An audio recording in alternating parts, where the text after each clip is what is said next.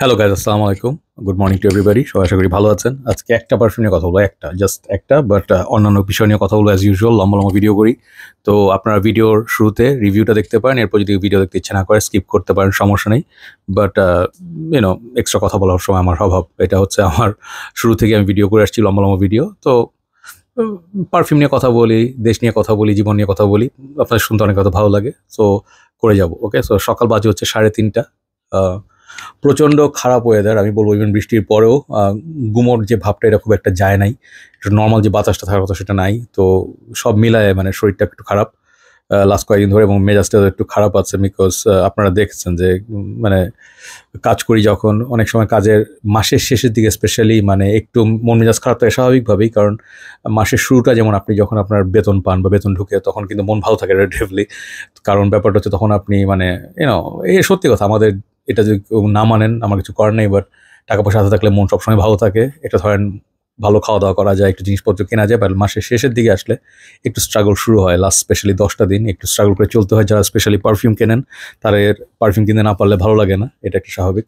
তো সবাই যে পারফিউম রেগুলারলি কিনেন ওরকম না এখনো, বাট বাংলাদেশে এখন অনেক আমি মেম্বারদের চিনি যারা অনেক টাকা স্পেন্ড করতেছেন, অনেক ইনভেস্ট করেন পারফিউমে, এবং ওনারা প্রায় অনেক মানে 30 দিনের মধ্যে 25 দিনে অনেকে পারফিউম কিনেন, লাখ লাখ টাকা পারফিউম কিনেন। বাট টাকার যে বেশি যে কথাটা সেটা হচ্ছে মানুষ পারফিউম ছাড়া এখন আগে থাকতে পারেন, তারা বোর্ড হয়ে যায়, একটা নেশার মতো হয়ে গেছে, যে অ্যাডিকশন, যে নতুন কি আসলো, দোকানে যাবো, নতুন কিছু না আসা পর্যন্ত ভালো লাগে না, যদি কিছু না পাই পুরোনো কিছু কিনবো, অথবা যারা নাই কালেকশনে অত দরকার নেই তারপরেও কিনবো, আর যদি মনে হয় ব্যাকআপ বটল কিনবো, কিছু না কিছু কিনবো। এটা হচ্ছে পারফিউম একটা নেশা বা মজা এখন। বাট অন মোস্ট পার্ট আমি যেটা বলবো যে এটা অ্যাকচুয়ালি নেশা কোনো কিছুরই ভালো না। ভালো কিছু নেশাও ভালো না। যেমন ধরেন আপনার আহ, আপনি স্মোক করেন, এটা একটা নেশা, কফি খান, এটা নেশা, বাট একই সঙ্গে আপনি ঘড়ির আপনার প্যাশন আছে, অনেক বেশি ঘড়ি কেনেন, অথবা খাওয়া দাওয়ার পিছনে অনেক বেশি খরচ করেন। তো সবকিছু কোনো কিছু নেশাই বেশি ভালো না। সবকিছু একটা পরিমিত জায়গায় থাকা দরকার, যেটা আমরা করতে পারি না ম্যাক্সিমাম টাইমে। But this is the reality. তো পারফিউম যেটা নিয়ে কথা বলবো, এটা কথা বলে নিই, তারপর কিছু কথা বলবো। আদার টক্স, ক্রিকেট নিয়ে কথা বলবো, দেশ নিয়ে কথা বলবো, এবং স্পেশাল একটা কেস দেখলাম কালকে, এটা নিয়ে কথা বলবো। তো আপনারা নিজের একটু চিন্তা করে দেখেন।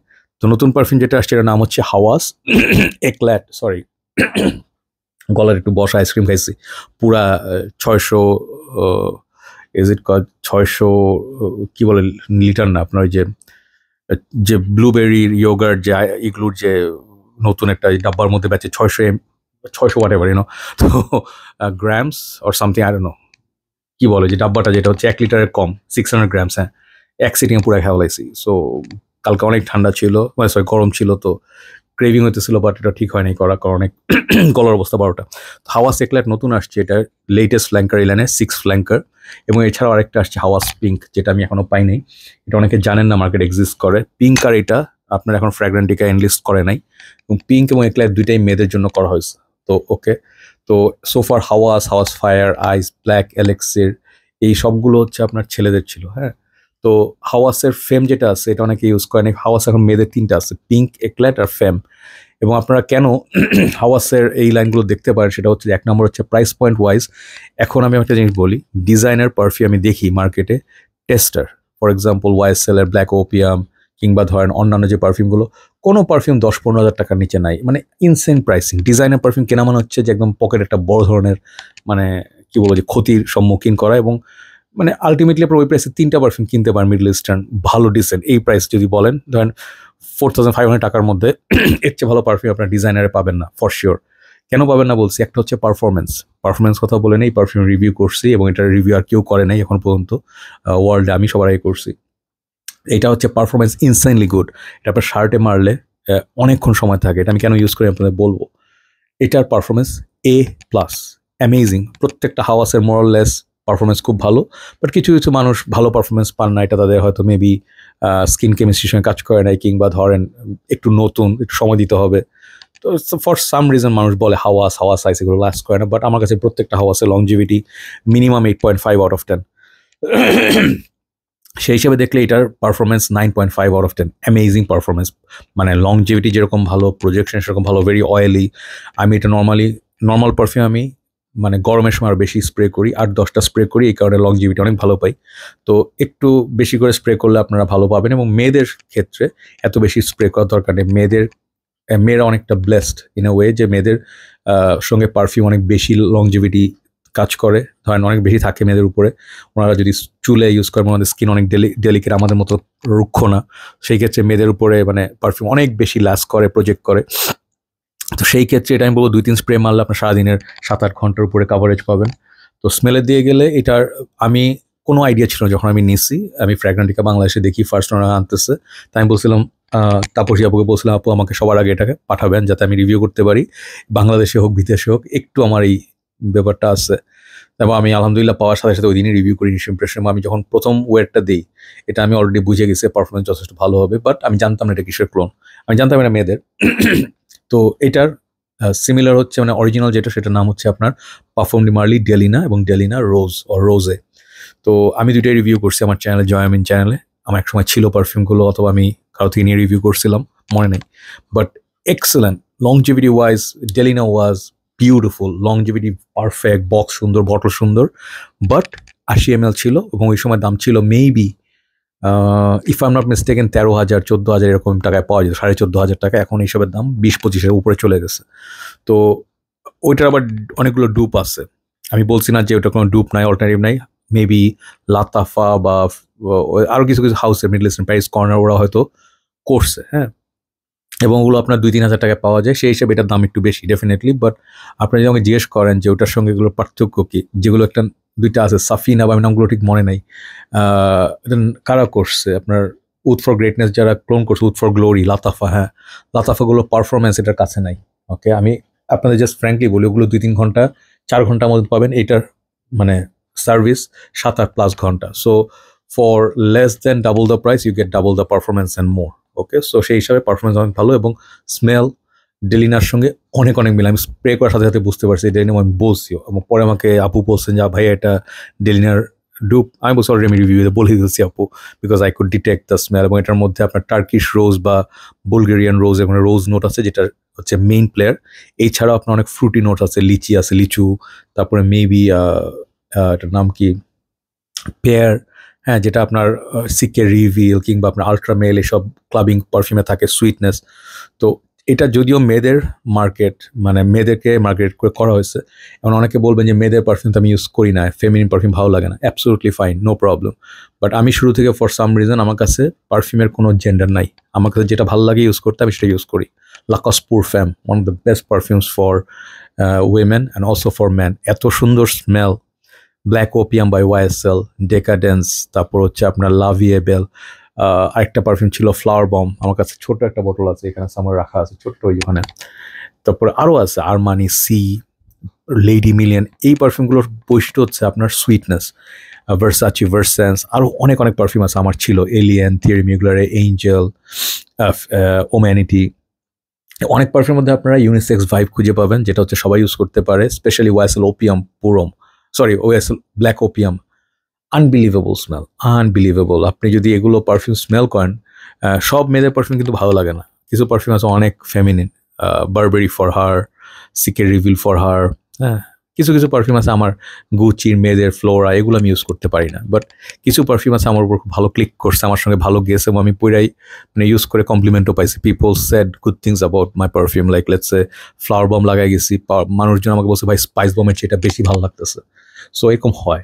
তো আপনারা ধরনের পারফিউম এরকম পাবেন যেটা আপনার কাছে ভালো লাগে, বাট আপনার লজ্জায় বলতে পারেন না, যে লজ্জায় বলতে পারি না ভাই যে আমি আজকে পারফিউম লাগাই আসছি। তো এরকম কিছু না, অনেক দিন আপনার ওয়াইফ বা আপনার গার্লফ্রেন্ড অথবা আপনার মানে বাসায় যে মেম্বার আছেন, দেখবেন যে অনেক পারফিউম আপনার কাছে ভালো লাগতেছে। এবং অনেকে আবার মেয়েরা আছেন যারা ছেলেদের পারফিউম ইউজ করতে পছন্দ করেন, এটার মধ্যে কোনো সমস্যা নাই। এই ধরনের আমাদের মানে পারফিউমে কোনো এরকম বাধ্যবাধকতা নাই যে এই পারফিউম ছেলেদের বা মেয়েদের। তো আমি বলবো যদি আপনার সুপার উপর ম্যাসকুলিন পারফিউম যদি না খুঁজে থাকেন, ধরেন একটু আপনার ফ্রুটি ফ্লোরাল, কোনো সমস্যা নাই, এই পারফিউমটা অনেক অনেক সুন্দর, অনেক সুন্দর। আমি আপনাদের বলি যে আপনাদের যদি পারফিউম ডি মার্লি ডেলিনার কথা বলেন, সেই হিসাবে দেখলে 8 ml 20-25 হাজার টাকা দিয়ে কেনাচ্ছে অনেক ভালো ডিল। সোফার আমার ইউজ করা বেস্ট ডেলিনার রোজের বা রোজের ডুপ, এটা আমি 100% শিওর সব আপুরা কিনবেন একটা করে, এবং কিনে ইউজ করবেন, ভালো কমপ্লিমেন্ট পাবেন। খুব সুন্দর পারফিউম, সামার এবং অল ইয়ারের জন্য ভালো পারফিউম। এবং মাস্ক যে বেজে আছে, এটার মধ্যে মাস্কটা খুবই ওয়ারেবল। অনেক মাস্ক আছে যে দিলে মাথা ধরে বা ওভার বেয়ারিং অনেক বেশি করা, এটার মধ্যে ওরকম মাস্ক নাই। এই পারফিউমটা আমি বলবো যে আপনার মানে 10-এর 10-এর কাছাকাছি, আমি 9.5 দিছি আমার চ্যানেলে। এটা আপনারা ট্রাই করবেন, এবং যদি আপনারা গিফট করতে চান, ধরেন আপনার আম্মাকে বা আপনার বোন বা ওয়াইফ বা যেই হোক, বান্ধবী, তার জন্মদিন, ম্যারেজ অ্যানিভার্সারি অথবা অফিসের বস, কাউকে ইমপ্রেস করছে, পারফিউমটা দিবেন, অনেক খুশি হবে মানুষ। ওকে, ভালো পারফিউম। ওকে, এবং হাওয়াস লাইনে আরেকটা যেটা পিঙ্কটা আছে, আমি ওয়েট করছি, পাইলে আমি রিভিউ করবো। ওকে, তো দু একটা কথা বলি।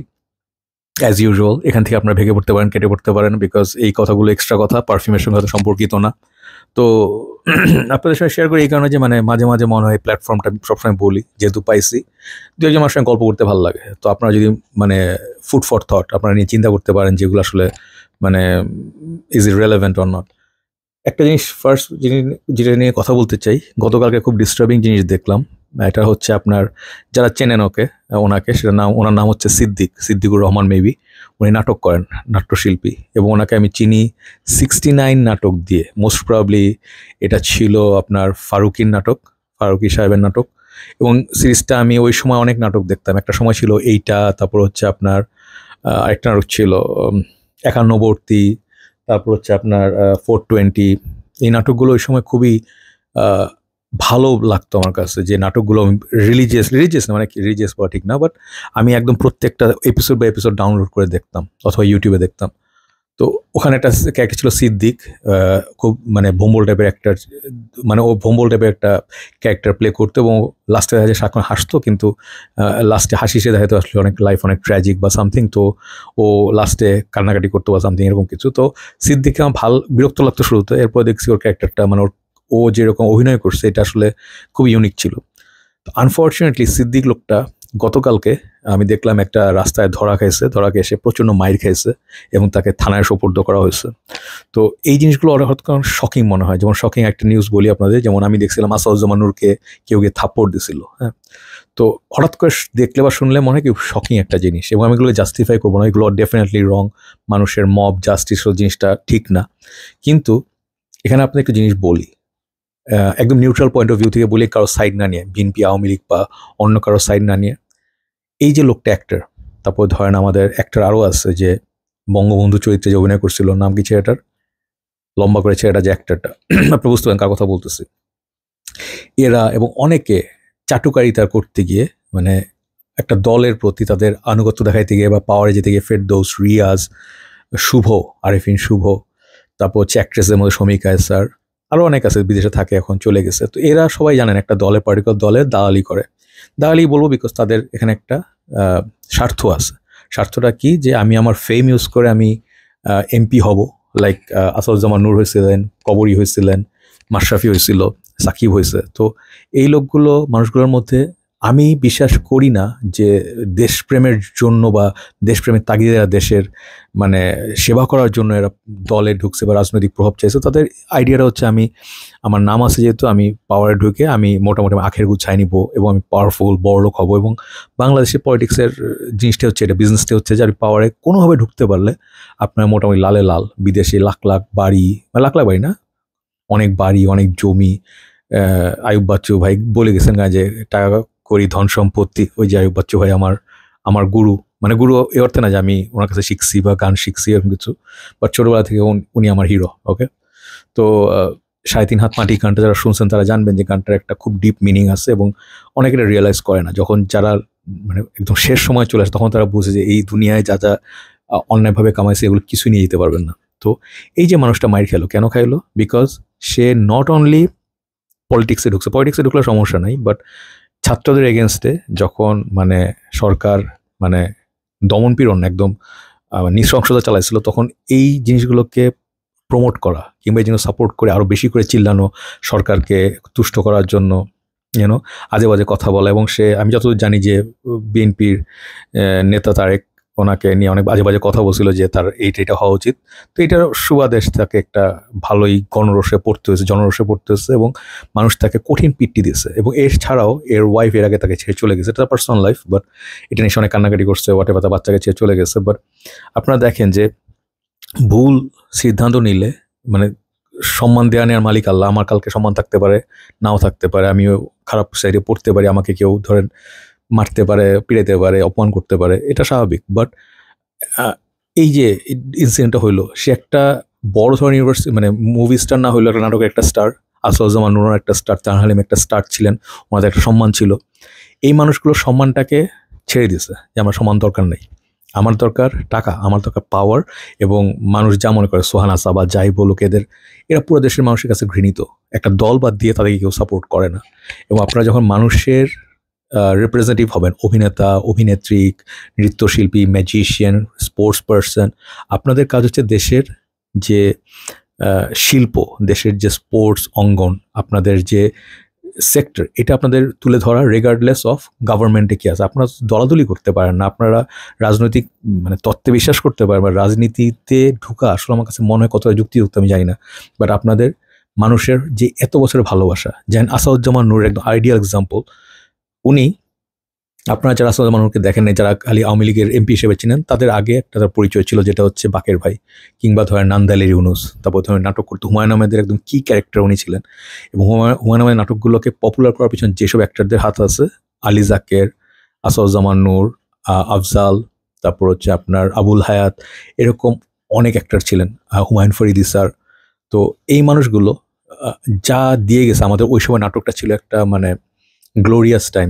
যারা ওইসব নাটক দেখেন নাই 90s, আপনি আপনার বলি যারা ইয়াং জেনজি, আপনারা ওই বিটিভি সময়টা পান নাই। বিটিভিতে এখন হচ্ছে গিয়ে বস্তাবতা মানে একটা ফালতু জিনিস, বাট বিটিভি একসময় আমাদের টিভি চ্যানেল ছিল, একটাই চ্যানেল ছিল। আমরা ম্যাকগাইভার দেখতাম, একটু পিছনে যাই, যে আমরা উইকেন্ডে একটা মুভি অফ দ্য উইক দেখতাম, কিংবা ধরেন ইত্যাদি দেখাইতো, শুভেচ্ছা দেখাইতো, আব্দুল নুন তুষার ভাই উনি এগুলো হোস্ট করতেন। অনেক সুন্দর সুন্দর গানের প্রোগ্রাম হইতো, ব্যান্ড শো হইতো, সিনেমা দেখাইতো, আমরা ওই টিভিতেই দেখতাম। তো ওই সময়ের একজন এত শক্তিমান অ্যাক্টর, উনি সাধারণ একটা মানুষের পাবলিক আছে থাপড় খাইছেন, অ্যাসল্টেড হয়েছেন, অ্যারেস্টেড হয়েছেন।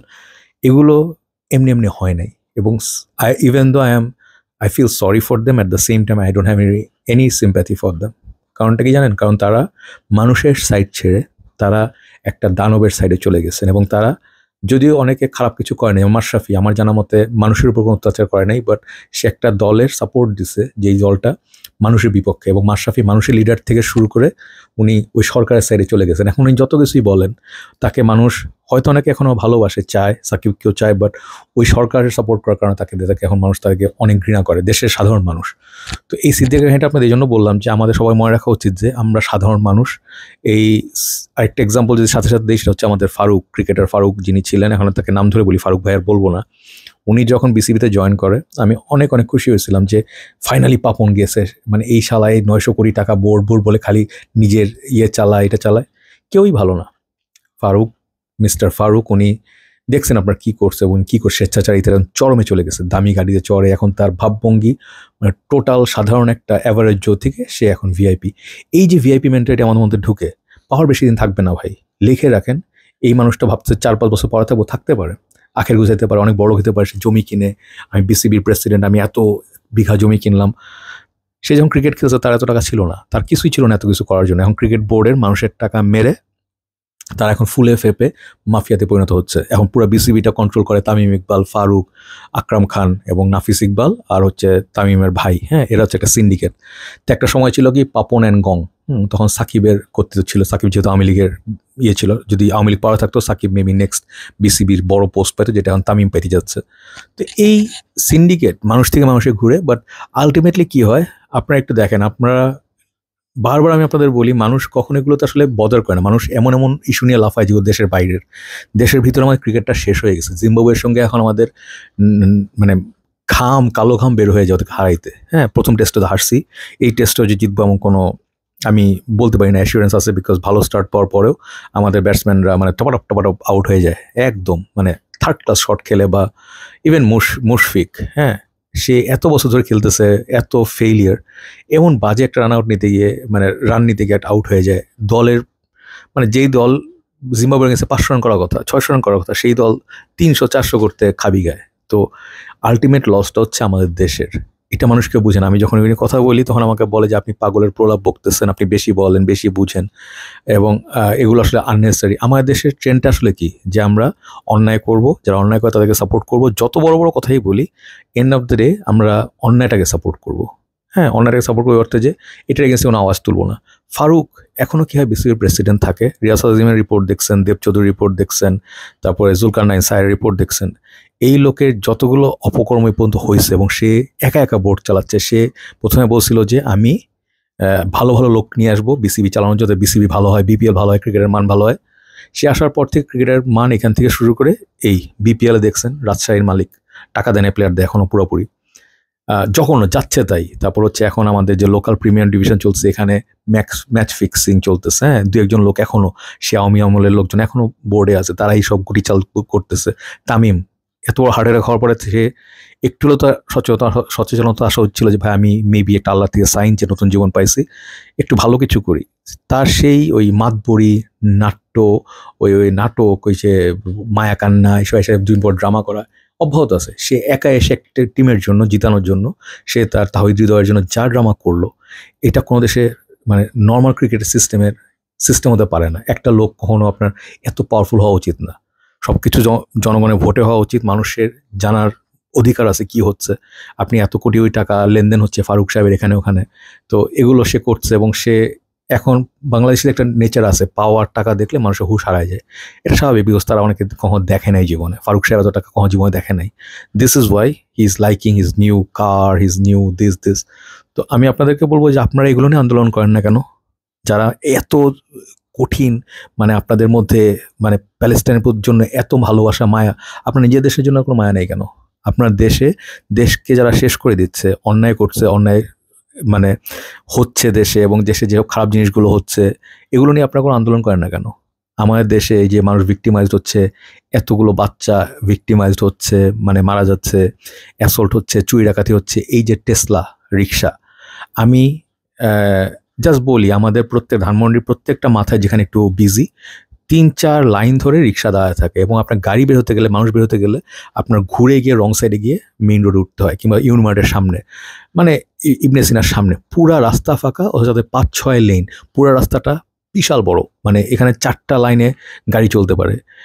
এত বড় রাস্তায় জ্যাম লেগে থাকে, কারণটা কি? এই রিক্সাওয়ালাগুলো তাদের স্বেচ্ছাচারিতা, তারা বাইকারদের পিটায়, সাধারণ রিক্সাওয়ালার পিটায়, সাধারণ মানুষের পিটায়, গাড়ির ক্ষতি করছে, এত বড় গর্ত বানাচ্ছে গাড়ির মধ্যে, তাদেরকে মারতে গেলে, ধরতে গেলে মানুষজন বলে কি গরিব মানুষ ছেড়ে দেন। আপনাদের আমি বারবার বলি, এই যে মানুষগুলো মানে ক্রিমিনাল অ্যাক্টকে যারা সাপোর্ট করেন এবং বলেন যে গরিব মানুষ বলে ছেড়ে দেন, ও এই ছেড়ে দেন কেন ভাই? ভিকটিমদের কোনো রাইট নেই। বাংলাদেশ হয়ে গেছে এখন, যারা ভিকটিম, যারা ভালো মানুষ, তারা চুপ করে থাকতে হবেন, তাদের লজ্জা পাইতে হবে। যদি আপনি রেপ ভিকটিম হন, খারাপ কথা বলি, আপনার উচিত মানে লজ্জা পাওয়া। এটা বাংলাদেশ সিস্টেম হয়ে গেছে এখন, যে কেমনে পারলি তুই ভিক্টিমাইজড হইতে, কেমনে তুই পারলি ছিনতাইকারী কবলে পড়তে, কেন তুই বাসের তলায় চলে গেলি। আপনাদের লজ্জা পাইতে হবে, ওদের কোনো লজ্জা হবে না। বাস এখনো পর্যন্ত এতগুলো ছেলেপেলে মারা গেল, ছাত্ররা কোথায় তোমরা ভাই এখন? হ্যাঁ, তোমরা আন্দোলন করো না এতদিন যে আমাদের এখানে এই প্রগতি সরণির সামনে আমাদের আমাদের ফ্রেন্ডরা বাসের তলা পড়ে মারা গেছে, আমরা রাস্তা বন্ধ করে দিছি। কই বাস এখনো 3 লাইন 4 লাইন করে রাস্তা ব্লক করে রাখে, পুলিশ কিছুই করে না, পুলিশ কোনো মামলা দেয় না। পুলিশের কাজ কি আমি জানি না, এবং ডাকাতি হলে পুলিশ দাঁড়ায় দেখে। কই ভাই, আপনাদের তো কোনো আমি মুভমেন্ট দেখতেছি না। তো আপনার দেশকে ভালোবাসেন কেমন? আপনারা চান দেশ এরকমই থাকুক, জ্যাম লেগে থাকুক, এই রিক্সাগুলো হাইওয়েতে উঠুক, এক্সপ্রেসওয়েতে উঠুক, এবং তারা এসে আবার গায়ের জোর দেখা, উল্টা দিয়ে গাড়ি এসে গালাগালি করুক, এই জানোস আমি কে, আমি এই দলের নেতা, আমি এই ব্যারিস্টার, ওগুলো ভাই পাবলিক ধরে মারতে পারেন না? যখন চাঁদাবাজি করতে আসে বিএনপি বা অন্য কোনো দলের নামে, ধরে হাত পা ভেঙে দিতে পারেন না? এগুলো দেখলে আমার খারাপ লাগে। আমি গতকালকে আমি প্রতিদিন হেঁটে আমার ধরেন যে অর্ডার থাকে, আমার 2টা গ্রুপ আছে, ফ্রেককম বাংলাদেশ, গুড ফেলাস ফ্রেগনেন্সেস বাংলাদেশ। গুড ফেলাসটা হচ্ছে আমার ডিক্যান পেজ, এখানে আমার অনেকগুলো ডিক্যানটি আছে। তো অর্ডার থাকলে আমি নিজে গিয়ে বিকাল ধরেন 4টা 5টা 6টায় একটা সময় গিয়ে আমি হেঁটে দিয়ে আসি। আমার যেতে ধরেন 20 মিনিট লাগে। তা আমি নর্মালি রিক্সা নিই না, কারণ আমার এই সময়টা যদি হাঁটা হয় তাহলে আমার এক্সারসাইজটা হয়ে যায়। এক্সারসাইজ হলে কী হয় যে আমার মানে 2টা কাজ একসাথে হইলো, 1 গেলে 2 পাখি, কাজও হইলো, হাঁটাও হইলো। বাট মোস্ট অফ দ্য টাইমে হাঁটতে গেলে ভাই আমার এখন মেজাজ খারাপ লাগে, গালাগালি চলে আসে মুখে, এবং আমি গালাগালি করি। আমার মুখ অনেক খারাপ হয়ে গেছে আজকাল। এবং আমি রাস্তায় যখন দেখি যে মানে মানুষ তো ইন জেনারেল কোনো ম্যানার্স নেই, আমাদের দেশের মানুষের কোনো ম্যানার্স নেই। আপনি যদি হাইটে আসছেন, একটা মানুষ ধরেন আপনার অনেক দূরে, আপনি আপনার দেখার সাথে সাথে সে এভাবে এসে আপনার বড় এসে গায়ের মধ্যে ধাক্কা দিবে। তারপর আপনি যা চলতেছেন পথের সামনে থুতু মারবে আর পায়ের সামনে, অনেকে দেখবেন নাক ঝাড়তেছে। অনেকে এসে কি করবে যে আপনি সোজা যাচ্ছেন, একটা ছেলে আপনার দেখলো, সে কিন্তু অনেক দূরে, ঠিক আছে, বাইকে আছে বা হাঁটতেছে, সে এসে এক্স্যাক্টলি আপনার থামাই দিয়ে আপনার সামনে দিয়ে তাড়াতাড়ি যাবে। গায়ে ধাক্কা দিয়ে যাবে। হ্যাঁ, অনেকে মানে এই জিনিসগুলো আমি বুঝি না, বাট এগুলো হচ্ছে বড় কথা হচ্ছে কালকে দেখলাম আমাদের একটা নতুন হসপিটাল হচ্ছে রিসেন্টলি, এটা ক্যান্সার রিসার্চ হসপিটাল বা এরকম কিছু, যেটা হচ্ছে আপনার লোকেশন হচ্ছে এক্স্যাক্টলি সিক্রেট রেসিপির অপোজিটে। যারা জানেন এটা মেবি নয়ডাতে পড়ে। তো এখানে চায়ের দোকান আছে, অনেক বিজি জায়গা, এখানে প্রচুর রিক্সা থাকে। তো মানে সারাক্ষণই রাস্তাতে ঢুকা বের হওয়া খুব রিস্কি। তো এইখানে দেখলাম নর্মালি যেটা করে আমাদের ফুটপাথটা নতুন করে করছিল লাস্ট ইয়ারে, সুন্দর করে টাইলস দেওয়া আছে, অনেক সুন্দর চওড়া ফুটপাথ, এখন ভালো হাঁটার জন্য। একটা লেন আমিন মোহাম্মদ গ্রুপের সামনে পুরা গাড়ি বাইক টাইক দিয়ে দুই পাশে ভর্তি করে রাখে। আমি এখন জানি না এটা ঠিক হবে কিনা, বাট হাঁটার জায়গা ধরেন মোটামুটি 2-3 জন যাইতে পারতো এরকম। হ্যাঁ, গতকালকে আমি দেখলাম যে যাচ্ছি ওই হসপিটালের সামনে এক পাশে বাইক রাখা, ওখানে চায়ের দোকান, আর এই পাশে একটা বড় জিপ রেখে দিচ্ছে, জিপ গাড়ি যেটা আপনার বাংলাদেশে বলে, এটা এসইউভি, এবং রেখে ড্রাইভার পায়ের উপর পা তুইলা ফোন গোতাচ্ছে, হাসতেছে ভিডিও কলে কার সাথে। তা আমি দেখলাম গাড়িটা রাখার পরে মোটরসাইকেলের পাশে একটা মানুষ পাস হওয়ার মানে একটা মানুষ যেতে পারবে ওই চিপার মধ্যে দিয়ে হাইটা, এবং ওই দারোয়ানগুলো তাকে ওখানে পার্ক করতে বলছে। আমি তাকে গিয়ে ভদ্রভাবে বললাম, ভাই আপনি গাড়িটা সামনে নিয়ে রাখেন, এটা পার্কিংয়ে যায় না, ফুটপাথ। তখন সে আমাদের কথা শুনেই না, সে ঠ্যাং নাচাচ্ছে, হাসছে না, বলে এক্সকিউজ মি, হ্যাঁ আপনি আমার ইয়েটা দেখেন। কেউ কিছু তারা বলতেছে না। আমি বললাম যে আপনি কথা শুনতেছেন না, গাড়ি নামান। বলে যে আচ্ছা ঠিক আছে ভাই, নামাবো নামাবো। হ্যাঁ, বলে আমার দেখাচ্ছে এভাবে যান। তা আমি বলছি যে আপনি এখন গাড়ি নামাবো পর্যন্ত আমি এখান থেকে যাবো না, গাড়িটা সরান, ফোন রাখেন, সামনে গাড়ি নেন। তখন গেছে মেজাজটা খারাপ হয়ে। তখন সে বলছে আরে ভাই বললাম তো, খুব বিরক্ত। তো গালিটা একটা দিছি তারা, আমি গাড়িটা একটু পরে দিছি, বাট আমার রাগ হয়ে হচ্ছে যে যে অন্যায় করতেছে সে এটাকে মনে করছে এটাই ঠিক, এটা তার রাইট, এবং সে এটা করবে, এবং সে আরো বিরক্ত হয় মানুষ তাকে এটা চোখে আঙুল দিয়ে দেখাই দিলে। একটা মানুষ কিছু বলছে, চা খাইতেছে সবাই, তার গল্প করছে, এরপরে আমার মেজাজ খারাপ হয়। আমার যখন এমনি দেখাইছে, আমার তো ডেফিনেটলি মেজাজ খারাপ। তা আমি তারা বললাম যে আপনি এই গাড়িটা সরাবেন এখন, নাকি মানে আপনার সঙ্গে আমি কোনো চিল্লাপাল্লা করবো। তখন সে বলতেছে ভাই বললাম তো সরাবো, চিল্লাচিল্লি করছেন কেন? তখন আমি বললাম যে ইটার বাচ্চা, তুই যে গাড়ি না নামাস তো গাড়ি গ্লাস ভেঙে ফেলবো, এখন গাড়িতে আগুন লাগাই দিব, তখন বুঝবি গাড়ি রাখার ফল কি। ভাই কিছু করার নাই, ঝাই না দিলে, গালাগালি না করলে কোনো কিছু উপায় নেই। তখন দারোয়ান দিকে দৌড়ে আসছে, আসার পরে বলতেছে স্যার আচ্ছা আমি দেখতেছি। আমি বলি আপনি গাড়ি রাখতেছেন কেন? তো বলে না আচ্ছা আমার, আমি বলি আপনার বিল্ডিং এর নিচে পার্কিং আছে, আপনার মানুষের পার্কিং ঢুকতে দেন না কেন? আর গাড়ি রাখলে রাস্তায় মেইন রোডে এক লাইন করে গাড়ি রাখে, 2 লাইন করে রাখে, আপনারা ফুটপাথ দখল করছেন কেন? ফুটপাথ কি আপনার বাপের জায়গা? এটা আমাদের হসপিটালের সামনে। আমি বলি হসপিটালের জায়গা, ফুটপাথ কি আপনার বাপের জায়গা? এত কিছু চিল্লাচিল্লি করার পরে সব মানুষের ভিড় হয়ে গেল, দেখতেছে যে পাগল ছাগল, আমি ঘুম থেকে উঠে আসছি, মেজাজ ঠিক নেই। তখন আমি বললাম যে গাড়ি তুই এখন নিচে নামাবি, তুই করে বলছি গাড়ি নিচে নামাবি না, তোর আছে খবর আছে। তারপরে সে তাড়াহুড়ো করে পরে দাঁড়ান বলছে না আমি দেখতেছি নামান নামান। আমি বলছি যে ফাইজলামি করো, পোলাপান ডাক দিব। তখন একটু ভয় পাইছে, আমি বোধহয় কোনো দল করি বা কিছু। তো আনফর্চুনেটলি ভাই আমি খারাপ মানুষ হইতে হচ্ছে। একটা মানে সামান্য একটা জিনিস 6-7 মিনিট চিল্লাচিল্লি করতেছি, তারপরে গেলো মেজাজ খারাপ হয়ে। সবাই যাওয়ার সময় বলছে না ভাই এটা তো ঠিক নাই। বলে আপনারা দাঁড়ায় আছেন, দাঁড়ায় দেখতেছেন, মজা খাইতেছেন, চা খাইতেছেন, আপনারা বলতে পারেন না যে আপনাদের নিজস্ব রাস্তা আটকায় রাখছে, আপনাদের এখানে দেখেন মানুষের নিজের রাইটের প্রতি মানুষের কোনো উদাসীন। হ্যাঁ, তো ফুটপাথ একটা মানুষের চলার জায়গা, এখানে হকারদের দোকান দেওয়ার জায়গা না, এখানে গাড়ি পার্কিং করার জায়গা না, এখানে কোনো মানে কোনো অ্যাক্টিভিটি নিয়ে ধরেন কোনো মিটিং মিছিল এসবের জন্য দখল করার জায়গা। পাবলিকের রাইট বলে কিছু নিয়েও মানুষ এগুলো আসলে বদার করে না। আপনার দেশে এত বড় মানে সংগ্রাম করলেন, প্রতিবাদ করলেন, আপনার এটার রেজাল্ট আসা উচিত, এটার দেশ বদলানো উচিত, মানুষের পরিবর্তন আসা উচিত। মানুষ যারা অশিক্ষিত, কুলাঙ্গার, মানে মূর্খ, তাদেরকে থামানোর দায়িত্ব আপনাদের। ব্যাটারি চালিত রিক্সা আপনারা বন্ধ করবেন, কেন বন্ধ করতেছেন না? আপনারা কেন আন্দোলন করছেন না? যারা সাধারণ মানুষকে পিটায়, গায়ে হাত তুলে, তাদের কিছু বলছেন না কেন? ওরা যেরকম বেপরোয়া হয়ে গেছে, যারা নেশা করে, পোলাপাইন এগুলো বিভিন্ন দল করতো, তারা এখন মানে যে ক্রিমিনাল, তারা এখন এইসব মানে মাস্তানি করে, গায়ের জোরে এসে রিক্সাওয়ালা গাড়ি মালিককে থাপ্পড় মারে। কেন ভাই? ধানমন্ডি, গুলশান এইসব এরিয়ার মতো জায়গায় তো ভাই, হাইওয়ের মতো জায়গায়, এক্সপ্রেসের মতো জায়গায় এদের তো ওঠার কথা না। পুরা শহরটাকে নষ্ট করছে এরা, এবং এটাকে আপনারা বলছে গরিব মানুষ কি করে খাবে। এই গরিব মানুষ করতে করতে 12টা বাজাচ্ছেন দেশের। গরিব মানুষের দেশ এটা না, সত্যি কথা বলতে। যদিও গরিব দেশ, ইটস নট গরিব মানুষের দেশ। তারা দেশের ট্যাক্স পে করে না, তারা দেশের, হ্যাঁ তারা নিজস্ব ইনকাম করে, তাদের ছাড়া আপনি চলা ডিফিকাল্ট, ট্রু, বাট দেশের কন্ট্রিবিউশন যারা করে, যারা একটা এরিয়ায় থাকে, তারা ওই এরিয়াতে মুভ করতে পারে না এইসব লোকের কারণে। That's why it's bit harsh truth. এখন আপনারা যদি বলেন যে আমি hater whatever, yes I am hater of low class people, কিচ্ছু করার নাই। যারা আপনার মানে এই ধরনের, তাদের আতঙ্কে আমাদের থাকতে হবে, একটা এরিয়াতে আমরা নিজেরা মুভ করতে, আমরা বের হতে পারবো না কেন? আমাদের একটা ধরেন, আপনি এখন চিন্তা করেন যারা মানে গাড়িতে চলেন বা মোটর বাইকে চলেন বা প্রাইভেটে চলেন বা সিএনজি চলেন, আপনি এখন কোনো জায়গায় যেতে গেলে একটা রিক্সার পিছনে যেতে হবে সারাক্ষণ, স্লো পেস। আপনার গাড়ি কিনে ফায়দাটা কী ভাই? শহরে যদি থাকতে হয়, আপনার গাড়ি কেনার কোনো ফায়দা নাই, গাড়ি বেচা দেন। হ্যাঁ, আপনার প্রাইভেট মোটরসাইকেল থাকলেও বেচে দেন, কারণ মোটরসাইকেল এখন চালার উপায় নেই, তাই না? তো আমরা চাই শহরটা একটু ভালো হোক, একটু দম ফেলার জায়গা থাকা আমাদের, একটু মানে ফুটপাতে হাঁটছে, পিছন দিয়ে মোটরসাইকেল ধাক্কা দিবে না, একটা হর্ন দিবে না, হ্যাঁ, এগুলো আমরা চাই। এই জিনিসগুলো যদি এনশিওর করতে না পারে আমার দেশ আগাবে কীভাবে? সেই পিছাইতেছে এই সেম ইস্যু নিয়ে লাইগে আসি, সেম পুরোনো জিনিস নিয়ে হিরো আলম কী করলো, এগুলি কী করলো। পুরা জাতির কাজ হচ্ছে এইটা। দুদিন পর পর এই যে ফাউল লোক বার হয়, এই সমন্বয়কের নামে চাঁদাবাজি করছে, এগুলোই চলছে দেশে। ভালো কিছু দেখান, পজিটিভ কিছু নিউজ দেখান, দেশে চেঞ্জ হয়েছে পজিটিভ, মানুষ রুখে দাঁড়াইছে, অন্যের বিরুদ্ধে কথা বলতেছে, মানুষ অ্যাকশন নিচ্ছে। বিসিবির সামনে দাঁড়ায় ফারুককে বের করেন না, এটা আপনারা করতে পারেন না? যারা বড় বড় পদে আছে এখনও, যারা মানে ওই আমলে, আওয়ামী আমলে যারা মানে ওদের দোসর ছিল, যারা ওদেরকে সাপোর্ট করে, তারা তো এখন অনেকেই আছে, অনেকেই এখন দিব্যি ভালো আছে। বড় বড় গ্রুপগুলো এখনো দিব্যি ভালো আছে, ওদেরকে ধরেন না কেন? তারা তো আমার দেশের শত্রু, তা আমার দেশের টাকা পাচার করছে, তারা আমার দেশের মানুষকে ভয় দেখাইছে। এবং লাস্টে একটা কথা বলি, আমরা এমন একটা সময় ছিলাম, খুব ভয়ে ছিলাম, এটা বারবার বলি, এটা আপনারা একটু চিন্তা করে দেখেন। ভয়ে থাকা একটা দেশে, নিজের দেশে, মানে স্বাধীন দেশে ভয়ে থাকা, এটা কি আসলে আমাদের কোনো মানে কাম্য? আমরা একটা সময় পুলিশ, ডিবি, এদের ভয়ে র্যাব, কোথাও যেতে ভয় পেতাম, কিছু বলতে ভয় পেতাম। ধরেন কারণ রসায়নে পড়লে উঠায় নিয়ে একটা মিথ্যা মামলা করতো, হয়রানিমূলক মামলা করতো, আটকে রেখে টর্চার করতো। এখনও এই আইনগুলো আছে, স্পেশাল পাওয়ার উঠায় নিয়ে যাওয়া। তো মানুষের আসলে যে ফ্রিডম অফ স্পিচ, ফ্রিডম, একটা ফ্রি দেশে আপনি ভয় ছাড়া ঘুরতে পারবেন একজন নাগরিক হিসাবে, যেখানে আপনার চিন্তাই হবে না, পুলিশ চাঁদাবাজি করা থেকে আটকাবে, সব জায়গায় সুন্দর লাইট থাকবে, আলোকিত থাকবে। আমার দেশের প্রত্যেকটা জায়গায় এত অন্ধকার, কিছু দেখা যায় না। যাদের চোখের সমস্যা, রাতেরবেলা কিছুই দেখবেন না, গর্ত থাকলে গর্তে পড়ে যাবেন।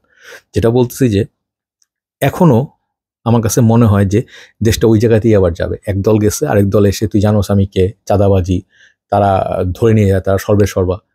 একটা দেশের একটা রুলস আছে, একটা দেশের একটা আইন আছে, এই আইন কেউ কি মানতেছে? আপনারা যদি এটাকে সাপোর্ট করেন, অন্যায়কে সাপোর্ট করে থাকেন, ওরা একই জিনিস এসে আপনাকে আবার, আপনারা হয়তো চানি এরকম যে আমরা দাস থাকবো, আমরা ওই দল আবার নতুন দল আসলে ওদের দল হয়ে যাব, ওদেরকে আমরা খুব ভাই করবো, সার্চা করবো, ফায়দা নিব। এন্ড অফ দ্য ডে ওই আওয়ামী লীগের যে পরিণতি হয়েছে, এদেরও তাই পরিণতি হবে। আমরা যদি না বদলাই, আমরা যদি সিস্টেমটা না বদলাই, যে গণতন্ত্র বলতে আসলে কি বোঝায়, গণতান্ত্রিক দুই দল আসার পর থেকে দেশে গণতন্ত্র শেষ হয়ে গেছে। আপনারা যা জাতীয় পার্টির টাইম দেখেন, এরশাদ সাহেবের টাইম দেখেন, ওই সময় গণতন্ত্র ভাই বহুত ভালো ছিল, মানুষের রাইটস ছিল, অনেক শান্তি ছিল, দেশ অনেক সুন্দর ছিল। এখন খালি ভরাট, দখল, বিল্ডিং, কোনো গাছ নাই, খেলার মাঠ নাই, শান্তি নাই, গরম সব জায়গায়, ধুলা বালি, চিল্লাচিল্লি, টেনশন। আপনারা মানে কি, মানে আমি আপনাদের কাছে জানতে চাই, আপনারা কি হ্যাপি থাকতে চান না? আপনারা কি মনে শান্তি মতো ভাই, এই রাস্তায় ব্যারিকেড, গতকালকেও পুরান ঢাকায় গেলাম খাইতে, যাওয়ার সময় দেখি যে রাস্তা সব নর্মাল, আসার সময় রিক্সাওয়ালা মামা আমার পুরা হাজারিবাগটা ঘুরে আনলাম। বললাম কি এত ঘুরে আসলেন কেন? কয় কি ভাই, মামার ঢাকা কলেজের পোলাপাইন, সিটি কলেজের পোলাপাইন মারামারি শুরু করছে, এক পিটাইতেছে, তুচ্ছ ঘটনা কেন্দ্র করে। এবং এটা আজকের ঘটনা না, আপনারা এখনও চিন্তা করেন, আমরা ছোটোবেলা থেকে দেখে আসতেছি 80s 90s যে কিছু হইলেই ঢাকা কলেজের পোলাপাইন ভাঙচুর, চাঁদাবাজি, দখল। এখনও এই যে ঢাকা কলেজের নিউ মার্কেটের সামনে যে দোকানগুলো, এখানে চাঁদাবাজি হয়। তো আপনারা এই জিনিসটা চেঞ্জ করতে পারেন? এত পাওয়ারফুল গভর্নমেন্ট, এত সেনাবাহিনী, পুলিশ, এরা এখনও এই মারামারি কেওস করে যাচ্ছে, রাস্তা বন্ধ করে রাখে। রাস্তা আপনার ধরেন মন চাইলো শাহবাগ বন্ধ করে দিল, এগুলোকে এখন বন্ধ করার সময় আসে নাই? মানুষকে আর কত কষ্ট দিবে এই মানুষ, এই পোলাপাইন? নিজের দেশের মানুষকে যত পরিমাণ টর্চার আমাদের মানুষ করে, আর কোথাও করে না। তো এগুলো নিয়ে বারবার কথা বলতে চাই, মানে প্রতিবাদ করেন। কোথাও যদি দেখেন অন্যায় হচ্ছে, রাস্তা উল্টা দিকে আসতেছে, বেয়াদবি করছে, ধৈরা পিটা দিবেন, একদম কোনো কথা নাই। পারলে একাই শুরু করে দিন, তখন থেকে মানুষ আপনাকে আস্তে আস্তে সাপোর্ট করা শুরু করছে।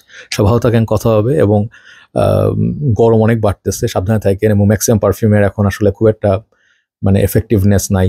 যারা পারফিউমের পারফরমেন্স খুঁজতেছেন, ডিক্যান সাথে নিয়ে ঘুরেন, এটি একটা জিনিস বলতে পারি। বাট কোনো পারফিউমে বাইরে গেলে যে গরম ঘাম হয়, খুব একটা কাজে দেবে না।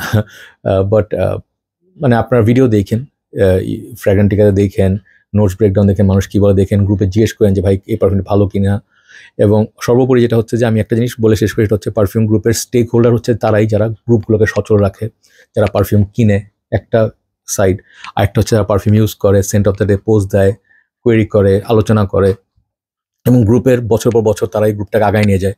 এরা হচ্ছে স্টেক হোল্ডার। কিন্তু যারা গ্রুপের সঙ্গে কোনো সম্পর্ক নাই, বড় বড় কথা এসে মাঝে মাঝে গ্যাঞ্জাম পাকানোর চেষ্টা করে বা ওয়াইজ কথাবার্তা বলে, এই ছেলেপেলেগুলো আসলে না আছে কালেকশন, না কোনো গ্রুপের কন্ট্রিবিউশন, তারা গ্রুপের জন্য কিছু করে নাই, কমিটির জন্য কিছু করে নাই, তাদেরকে আমি আসলে গ্রুপের কোনো স্টেক হোল্ডার মানতে নারাজ। তো আলতু ফালতু পোলাপান দেখলে মানে রিগার্ডলেস আমি তাকে আসলে গ্রুপ থেকে ব্যান করে দিই। অন্যান্য গ্রুপে আমি আশা করবো যে আপনারা মানে মানে যারা মানে গ্যাঞ্জাম পাকাতে চায়, ট্রাবল মেকার, যারা সময় নষ্ট করে, তাদেরকে আসলে আপনি এন্টারটেইন করবেন না।